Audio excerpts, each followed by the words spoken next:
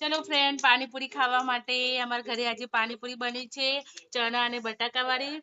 અને આ છે ગાર્લિક ફ્લેવર નું પાણી છે. ના શું બુંદી છે, બુંદી.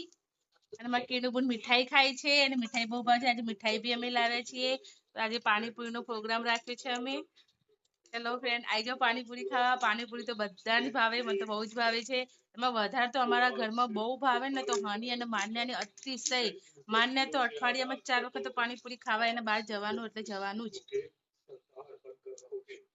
માન્ય ભાવે ને પૂછતી, બોલો જાતે ને જાતે ખાવા માંડી. પપ્પા બનાવે છે ને એ ખાવા માંડી છે. લાવ મને એક આપો. અમે કાલે પાણીપુરી ખાઈને આવ્યા હતા ને આજે તો ઘરે બને કે ચલો આજે ઘરે બનાવેલી ખાઈએ. બહારની તો બહુ ખાવી સારી નહીં એમ.